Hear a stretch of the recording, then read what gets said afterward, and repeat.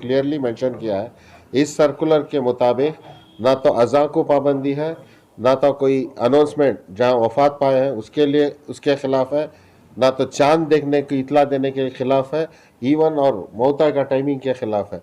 ये सर्कुलर के हिसाब से अज़ां की पाबंदी कहीं कहीं भी नहीं है। कर्नाटका स्टेट में ऐसी अफवाह फैली हुई कि कर्नाटका में अज़ां बंद कर रहे हैं बीजेपी गवर्नमेंट, इसलिए इस सर्कुलर को दोबारा और उस सर्कुलर को मिस इंटरप्रेट किया है, जो सर्कुलर 9 और 10 तारीख को किया और मिस इंटरप्रेट किया।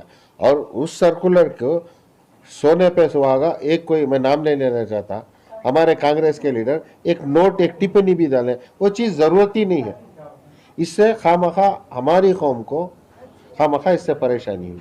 और एक उर्दू पेपर जिसका नाम लेना चाहता, उसमें हेडिंग क्या डाला है, अज़ां बंद हो गई। खामखा अपने लोगों को परेशान कर रहे हैं, कोई और चीज़ नहीं है। समझने में, पढ़ने में, और नीयत उनकी सही नहीं थी। अगर इंसान की नीयत रही तो सही सही दिखेगा, गलत गलत ही दिखेगा।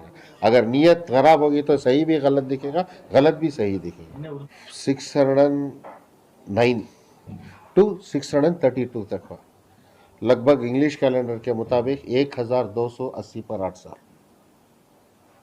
और इस्लामी ईयर से 1311 साल, लगभग 6230 पर 6 आए, 30 पारे, 114 चैप्टर।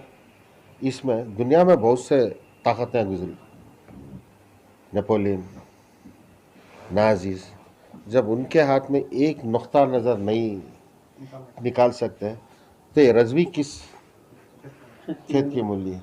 और दूसरी बात, हमें इतने कमज़ोर हो कि रजवी हमारे 20 पर 6 आयत निकाल सकता है, क्या उसकी क़ुव्वत है? तो ये कमज़ोरी हमारे में है, उसको क्यों हमें इंपॉर्टेंस देना? इसलिए मैं एक सच्चा मुसलमान हूँ, और बीजेपी होने के नाते मुझे यकीन है ना तो कुरान में एक आयत जेर और ज़बर ता क़यामत तक दुनिया में कोई ताकत चेंज नहीं करेगी।